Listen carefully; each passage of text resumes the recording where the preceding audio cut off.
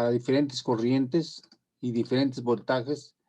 Entonces el comportamiento del voltaje contra la corriente es lineal, ¿sí? En este caso, cuando esta relación es lineal, decimos que es una resistencia óhmica. O sea, bueno, entonces vamos a aplicar esta ley de Ohm a circuitos. O sea, un circuito es realmente un arreglo de fuentes de corriente con una serie de resistencias. Les repito, este tema lo van a ver con mucho detalle en la parte de electrónica. Es un curso que necesariamente deben llevar, una introducción a la electrónica. Y entonces aquí nos vamos a limitar a ver lo esencial del comportamiento de un circuito. Bueno, ahí tenemos un circuito, ¿sí? Tiene una fuente, una pila de corriente, ¿sí? Con un voltaje V0. Tenemos que está conectada a una resistencia R1 y luego una resistencia R2. Bueno, a la corriente que pasa por esta resistencia le llamamos I1. Bueno, y puesto que siguen la misma trayectoria, la corriente que cruza esta resistencia va a ser la misma corriente que cruza esta resistencia. Bueno, ¿cómo enfocamos desde el punto de vista de la energía este tipo de comportamiento? Bueno, de aquí a aquí, de esta parte de aquí a aquí, el voltaje sube. O sea, sube el trabajo, se acumula energía potencial en este punto. Bueno, esto es equivalente a que si tenemos una pelotita, la subimos una distancia H mayúscula y luego a esa pelotita que ya está a la altura H mayúscula, la vamos haciendo que baje de altura paulatinamente. Primero baja una H1, una distancia H1, y luego baja una distancia H2, y luego una distancia H3, con lo cual vuelve a su posición original a la altura del suelo. Bueno, ¿qué es lo que ocurre aquí?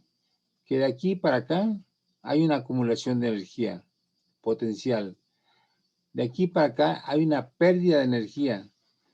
De hecho, si dejáramos caer solita la pelotita tendería a caer de un punto de mayor potencial a un punto de menor potencial. O siempre el movimiento natural debido al campo gravitatorio de la pelotita es hacia zonas de menor potencial. Ahora aquí hacemos que baje la pelotita, pierde otra vez energía potencial. De aquí a aquí pierde energía potencial. Y entonces tendríamos lo siguiente, que la energía original que se acumuló al subirle una distancia H mayúscula, al hacer todo este proceso, va disminuyendo. Entonces, MGH mayúscula menos MGH1, que es cuando cae para de aquí, menos MGH2, menos MGH3 es igual a 0.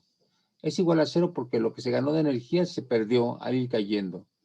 Bueno, de la misma forma, en un circuito, de aquí a aquí se gana energía. Bueno, pero de aquí para acá la corriente se mueve en esta dirección, entonces hay una pérdida de energía potencial. Prosigue el movimiento de la carga, vuelve a cambiar de potencial, pero en este caso hay una pérdida de energía potencial, pero ya llega a su punto de origen. ¿Por qué? Porque estamos suponiendo que un circuito se construye a base de cables usualmente de cobre. Y bueno, una propiedad del cobre es que su resistencia es extraordinariamente pequeña. Si ustedes tienen un alambre de cobre como de unos 1 metro o 2 metros, tienen una resistencia menor a 1 ohm. Entonces realmente la resistencia de los alambres de cobre es despreciable. Por lo tanto, si la resistencia de los alambres de cobre es despreciable, la pérdida de potencial eléctrico al ir de un punto a otro punto dentro de un cable es despreciable. Por eso aquí estamos considerando que al unir la pila con el cable de cobre, de aquí a aquí no hay pérdida de energía potencial, ¿sí? Pero al pasar por esta resistencia, sí hay pérdida de energía potencial. ¿La pérdida cuál? Es la que nos indica la ley de Ohm. De aquí también hay una pérdida, pero entonces en los cables consideramos que es tan poca la pérdida que el potencial aquí es igual al potencial de aquí, y que el potencial aquí es igual al potencial en ese punto, que el potencial en este punto es igual al potencial en este punto. Entonces, ¿cómo planteamos la conservación de la energía para un circuito? Bueno, empezamos con una acumulación de energía B0, energía por unidad de carga, menos R1 I1. O sea, de aquí a aquí hay una pérdida de energía potencial. Menos R1 I1. Y luego sigue cayendo. Menos R2 I2. Al pasar para acá, llega este punto, pero este punto ya está en el cero de la batería, en el cero de la fuente. Por lo tanto, eso es igual a cero. Bueno, entonces es una forma de analizar los circuitos, analizar la forma y el sentido en el cual se mueve la corriente, y el sentido en el cual se mueve la corriente siempre es en el sentido en el cual se va perdiendo energía acumulada, ¿sí? Bueno, entonces por eso aquí lo digo así: el potencial o el voltaje disminuyen en dirección de la corriente. Bien, ahora vamos a ver qué pasa cuando tenemos dos resistencias en serie. Y ustedes saben, tal vez desde bachillerato, oyeron hablar de los arreglos de resistencia, que son básicamente dos: resistencias en serie, cuando se alinean en la misma línea las resistencias, decimos que están en serie. Y entonces, ¿cuál sería la resistencia en serie? Bueno, entonces en este caso vemos lo siguiente: a partir de la ecuación que analizamos, B0 igual a R1 por I1, la primera para la primera resistencia. Para la segunda, más R2 por I. Bueno, aquí lo que vemos es que cuando la corriente atraviesa una serie de resistencias en serie, se va a conservar, ¿sí? Es como un fluido que atraviesa el mismo tubo a lo largo del tubo. Pues no se puede perder o acumular fluido. Entonces, el gasto de agua o de líquido es el mismo. Bueno, de la misma forma, así, con la corriente. Cuando recorre diferentes resistencias en serie, la corriente se mantiene. Entonces, como I la podemos tomar matemáticamente como un factor común, entonces el potencial sería I por R1 más R2. Con lo cual vemos que la resistencia equivalente sería RE por I, donde la resistencia equivalente es R1 más R2, ¿sí? Con este sencillo ejemplo podemos concluir algo más general. Más sería cuestión de agregar más y más resistencias y llegaríamos al mismo resultado. Entonces, ¿cuál es la fórmula general para una serie de resistencias en serie? En general, para un arreglo de N resistencias en serie, lo que tenemos es que la resistencia equivalente es igual a la suma desde n igual a 1 hasta el número de resistencias n de las resistencias individuales. Entonces, esta sería la fórmula general para encontrar la resistencia en serie. Bueno, es una fórmula muy sencilla. Si tenemos 5 ohms, luego 10 ohms, luego 20 ohms, pues la resistencia equivalente sería 5 ohms más 10 ohms más 15 ohms. Entonces, no hay ninguna complejidad en esta fórmula tan sencilla. Ahora, el otro arreglo típico que se puede uno encontrar es el de resistencias en paralelo. Aquí tenemos la fuente de corriente. La fuente de corriente emite una corriente que se distribuye entre estas dos resistencias conectadas de esta manera.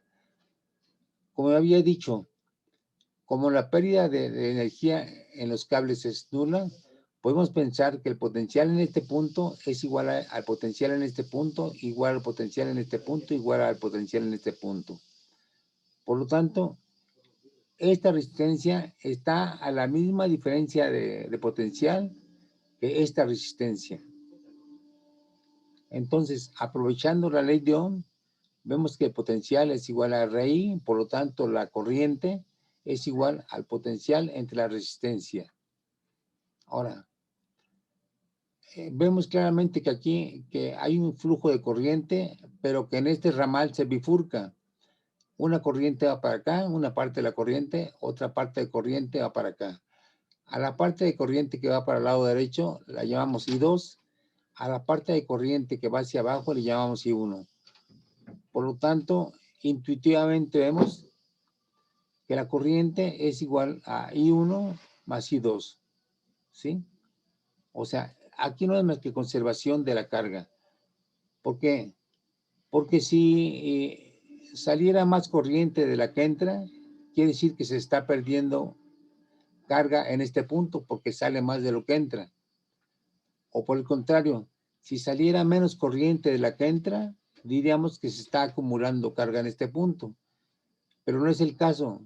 O sea, la carga que entra es igual a la carga que sale. Entonces, a partir de eso podemos establecer esta relación. Bueno, entonces vemos esto. Despejamos la corriente a partir de esta fórmula. La I va a ser igual en la resistencia 1 al voltaje de los extremos entre R1. Y luego se suma a la corriente en este punto, que sería igual al potencial en los extremos V0 entre R2. Sería I1 más I2.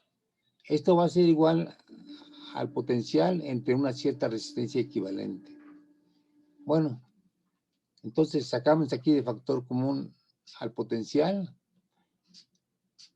que sería potencial por 1 entre R1 más 1 entre R2, y esto va a ser igual a la corriente producida por una resistencia equivalente, o sea, V0 por 1 entre RE, donde RE es la resistencia equivalente. Lo que vemos aquí es que hay una identidad, ¿sí? Y entonces la conclusión es que 1 entre la resistencia equivalente es igual a 1 entre R1 más 1 entre R2, ¿sí? Por inducción, podemos seguir agregando más y más y más resistencias en paralelo, ¿sí? En paralelo, porque aquí evidentemente están en paralelo, ¿sí? O sea, paralelo quiere decir a un término geométrico, ¿sí? Entonces, lo que vemos es que en general, 1 entre la resistencia equivalente va a ser igual a la suma, desde n igual a 1 hasta el número de resistencias, de 1 entre la resistencia de cada una de las componentes. Bueno, ahora me gustaría hacerles una pregunta.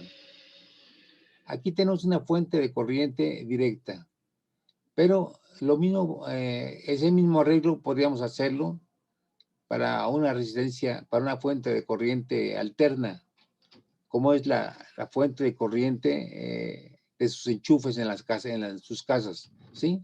Es corriente alterna, pero se puede armar exactamente el mismo circuito. Entonces, ¿qué tipo de circuito es el que se forma en sus casas cuando ustedes conectan a la línea, la televisión, las computadoras, el refrigerador, etcétera? ¿Qué tipo de arreglo sería? ¿En serie o en paralelo? A ver, por favor, contéstenme. Paralelo. En paralelo. Sí, en paralelo, porque cada uno de sus aparatos está conectado a la misma diferencia potencial. Si ustedes miden los cables que conectan a una televisión, pues van a encontrar 120 volts. Si se pasan ahora al voltaje con que alimentan sus computadoras, va a ser de 120 volts. Si se pasan al voltaje que alimenta sus refrigeradores, va a ser de 120 volts. O sea, entonces todas las resistencias de los aparatos domésticos están conectadas a la misma diferencia de potencial. ¿Sí? Bueno, ese es un comentario anexo rápidamente. Ese es un prodigio de la ingeniería en realidad, porque millones de aparatos domésticos simultáneamente están conectados a las líneas de corriente eh, de las compañías, y lo impresionante es que todos esos aparatos están conectados al mismo potencial, a pesar de que algunos se conecten, otros se desconecten y lo que sea, pero el voltaje se mantiene básicamente constante. Bueno, esto es algo desde el punto de vista de la ingeniería impresionante. Bueno, entonces, la suma de voltajes en un circuito cerrado es igual a cero. Esto le vamos a llamar el teorema de Mayas, ¿sí? A ver, apréndanse bien. La suma de voltajes en un circuito cerrado es igual a cero. Es lo que vimos antes. Subimos de potencial a la pelotita y luego va cayendo, va cayendo, va cayendo hasta que llega a la Tierra, y entonces la energía que le dimos al principio se va perdiendo paulatinamente hasta que llega a cero. Eso mismo pasa con los voltajes. Alimentamos una pila y conforme va recorriendo diferentes resistencias, va decayendo de voltaje hasta igualarse otra vez a cero, que es el punto de partida. Bueno, esto es un teorema sencillo. Y luego el teorema de nodos. La suma de corrientes en un nodo es igual a cero. O sea, ¿cuál es la convención aquí? Bueno, un nodo es un punto en el cual convergen diferentes corrientes.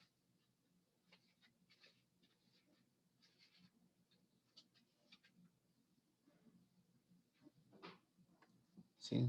Esto sería un nodo. Entonces, por convención, decimos las corrientes que entran son positivas, las corrientes que salen son negativas. Bueno, entonces vamos a ver cómo funciona un circuito. Bueno, vamos a ver otro ejemplo mejor, más ilustrativo.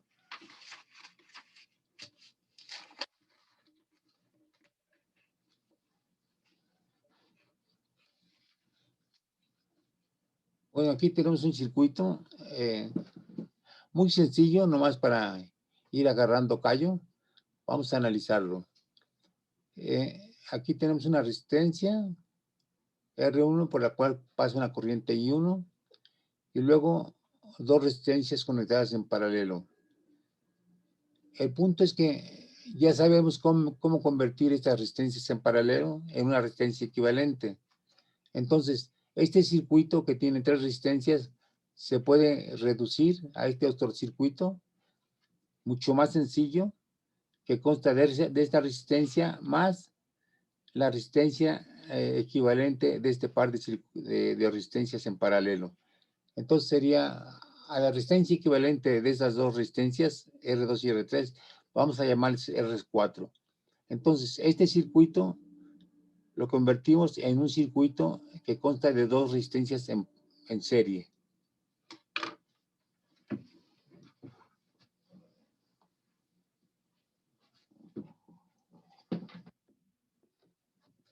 Bueno, pues este circuito en serie pues es muy sencillo de resolverlo, ¿no? Ahora, ¿cómo encontramos la resistencia equivalente de estas dos en paralelo? Bueno, aplicamos nuestra regla. 1 entre R4 sería la resistencia equivalente, es igual a 1 entre R2 más 1 entre R3. ¿Sí? 1 entre R4 pues va a ser por tanto R2 por R3, y arriba en el numerador va a estar R3 más R2. Por lo tanto, R4, que es el inverso de esto, va a ser R2 por R3 entre R2 más R3. Es una operación aritmética muy sencilla. Por lo tanto, el voltaje de este circuito simplificado sería R1 por I1 más R4 por I1. I1 porque es la misma corriente la que fluye por las dos resistencias. Entonces, pues el voltaje sería I1 por R1 más R4 y por lo tanto la corriente sería el voltaje de la fuente entre la suma de corriente de resistencias en serie. ¿Sí? Ahora vamos aquí a ver algo también que hay que grabarse. ¿Sí? Supongamos que R1 es igual a R2 e igual a R3. Por lo tanto, que son iguales a 10 ohms. Si el voltaje que le estamos metiendo es de 10 volts, pues sería la R4, que es el producto de las resistencias, sería 10 por 10 entre la suma de resistencias, entre 20. 10 más 10. Esto nos daría como resultado 100 entre 20. Por lo tanto, esto es igual a 10 entre 2, que nos da 5 ohms. ¿Qué vemos? ¿Qué es lo interesante de esto? Bueno, que la resistencia equivalente de resistencias en paralelo es menor que cualquiera de ellas. O sea, 5 ohms es menor que la resistencia de 10 ohms que le habíamos asignado a cada una de las resistencias. ¿Sí? Entonces, siempre que hagamos un arreglo en paralelo, lo que estamos haciendo con el circuito globalmente es disminuir su resistencia. ¿Sí? Por tanto, bueno, aquí está la conclusión. La resistencia equivalente en un arreglo en paralelo siempre es menor que cualquiera de ellas. Bueno, entonces, ¿qué conclusión tenemos para, para analizar lo que ocurre cuando conectamos diferentes o un número grande de aparatos a la misma línea de corriente que abastece su casa? ¿Qué es lo que estamos haciendo en términos de este tipo de circuito? ¿Sí? A ver, me habían dicho que voy a poner la fuente de sus casas como una fuente alterna, pero les digo, no modifique nada a lo que estamos ocurriendo. Aquí tenemos la línea de la cual usted va a tomar la conexión, ¿sí? Entonces le conectan un aparato, lo que sea, una televisión, lo conectan a la línea y luego agarran su computadora y la conectan. Luego agarran su refrigerador, lo conectan. Y luego conectan un foco y ahí está conectado. Entonces, a nivel de circuito, ¿qué es lo que están haciendo? A ver, díganme, ¿qué es lo que están haciendo en términos de un circuito? ¿Qué es lo que están haciendo con la resistencia equivalente del circuito al conectar muchos aparatos? Pues es que si disminuye la resistencia, que sería la resistencia equivalente, va a aumentar la corriente. Ajá. Sí, ¿y por qué disminuye la resistencia equivalente? Porque están conectadas en paralelo. Exactamente, exactamente. Entonces, lo que están haciendo ustedes al conectar diferentes aparatos, ¿sí? Es disminuir la resistencia, de tal forma que el circuito de sus casas queda así, como una cosa así. ¿Sí? Con una resistencia equivalente que es menor a cualquiera de las resistencias de los aparatos. Y por lo tanto, I, que es igual al voltaje que le están metiendo, entre la resistencia equivalente, pues es mayor que, que la corriente individual de los aparatos. Entonces, por eso, cuando les instalan estos sistemas en sus casas, les preguntan cuántos aparatos tienen para saber cuál va a ser la corriente máxima que pueden ustedes, que van a sacar ustedes en las conexiones de sus casas. O entonces, una conclusión. Conectar muchos aparatos en serie, en paralelo en sus casas, implica disminuir la corriente equivalente y, por lo tanto, aumentar bastante la corriente que está fluyendo a partir de la fuente. Bueno.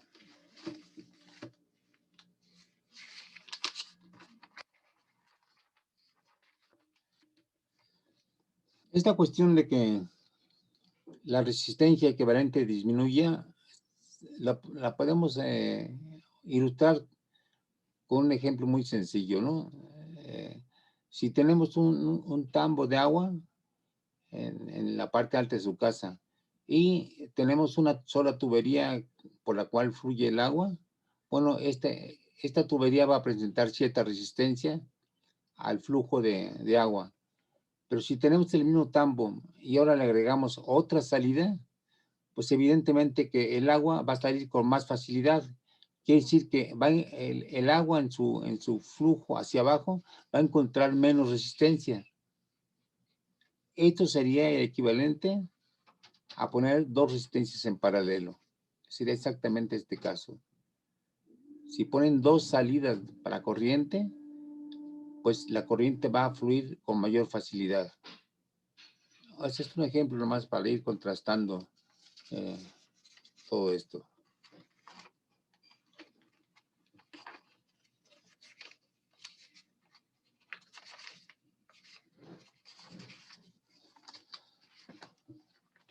Bueno, ahora, para aplicar los teoremas de mallas y de nodos, vamos a recordar esto. Lo que dice el teorema de mallas es que la suma de voltajes en un circuito cerrado, es igual a 0. A ver, aquí tenemos ¿cuántos circuitos cerrados? A ver, vamos a empezar aquí. Vamos a empezar aquí. De aquí para acá, el voltaje sube. Luego nos seguimos. Aquí el voltaje, ¿qué pasa? ¿Aumenta o baja? ¿Baja? Baja, porque va en la dirección de la corriente, ¿no? La corriente, vamos a poner entonces que la corriente se está moviendo así. Luego, aquí nos encontramos con otra resistencia. ¿Y qué pasa con el voltaje entre esos dos extremos? ¿Sube o baja? Vuelve a bajar. Baja también, ¿verdad? Porque va en la dirección de la corriente. Y luego nos podemos ir por este ramal, ¿sí? O sea, hacemos esto. Vamos así recorriendo el circuito, vamos aquí, y luego aquí nos desviamos hacia la izquierda y nos bajamos hacia tierra, hacia el cero, por esta parte de aquí. Bueno, entonces,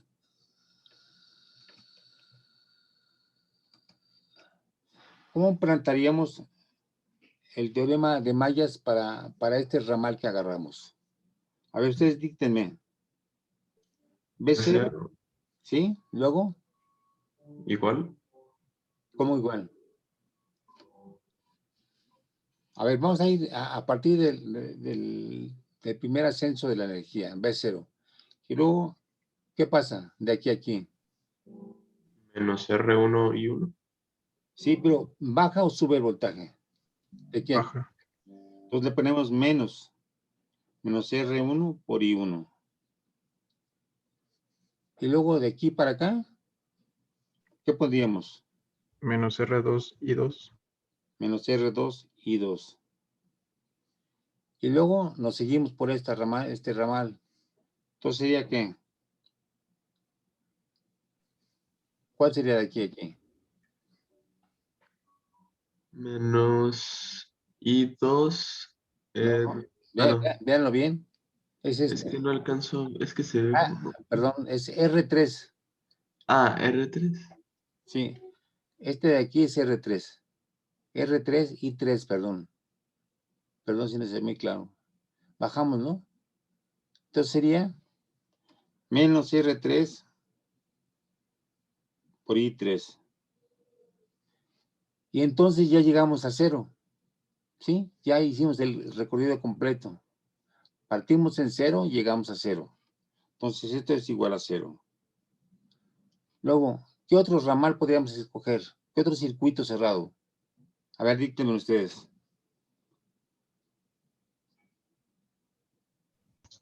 Pues sería igual B0 B0. ¿Sí? menos No. R1 y 1 Menos R1 y 1. Y luego, menos R2 y 2 menos R2 y 2. menos SR4 Menos R4 y 4. y 4. Y luego, ya llegamos a este punto, ¿no? Ajá. Entonces, ¿a qué punto llegamos? 0. 0. Es igual a 0. Luego, vamos a agregar otro ramal que hay aquí. A ver, díctemelo. B0 B0. Luego, menos R1 y 1 menos R1 y 1. menos ¿Sí? R2 y 2 Menos R2 y 2. menos R5 y 5 igual a 0. Y 5 igual a 0. Bueno, ok. Está bien. Ya escogimos todos los circuitos cerrados que hay en todas las mallas cerradas que hay en este circuito. ¿Sí? Ahora, vamos a aplicar el teorema de nodos.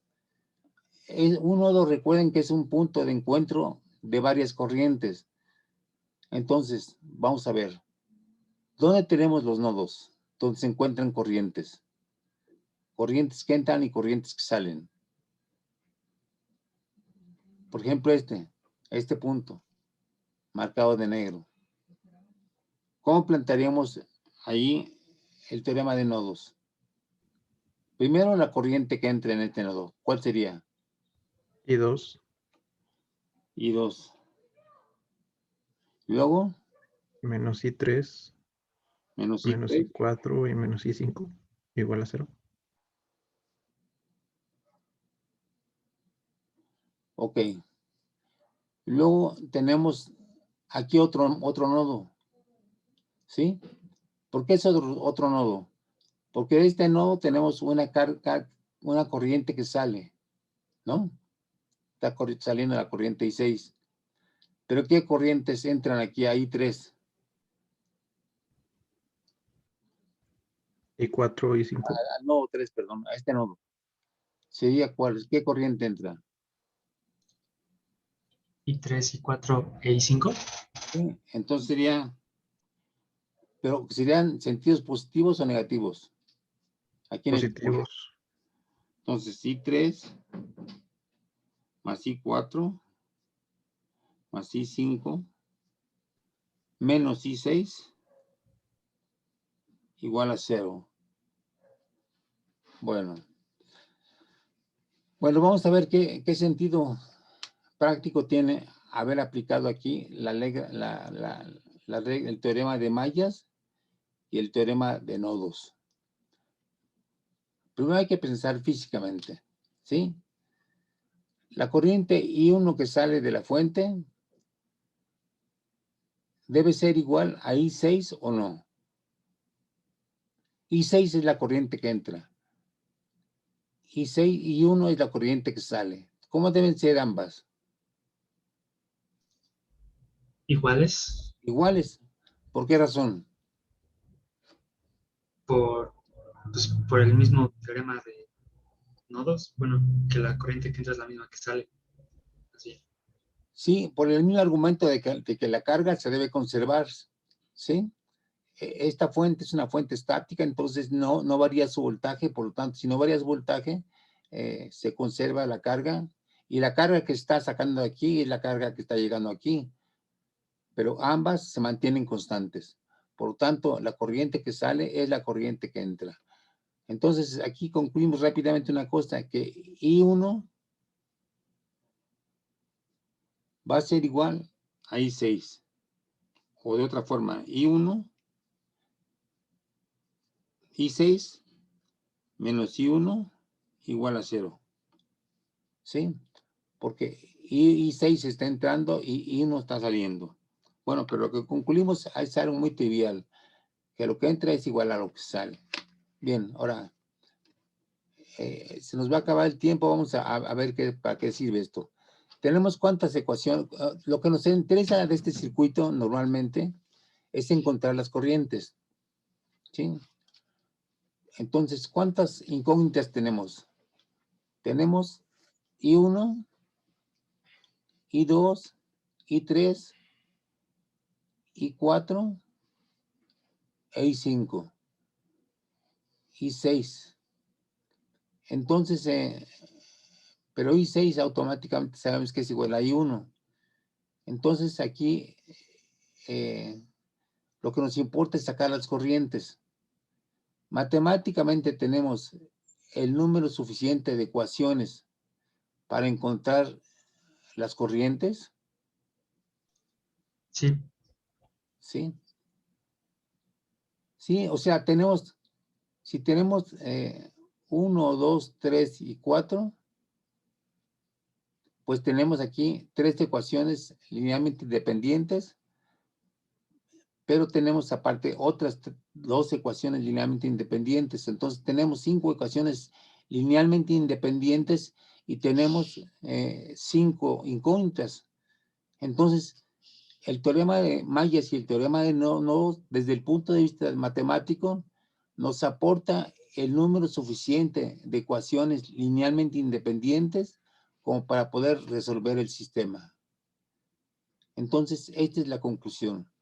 La utilidad de esos 2 teoremas es volver soluble el teorema. ¿Sí? Bueno, ya está a punto de cortarse la sesión. Nos vemos en 5 minutos y proseguimos con otros tipos de ejemplos. Ajá. Vais a tomar un café y nos vemos en 5 minutos.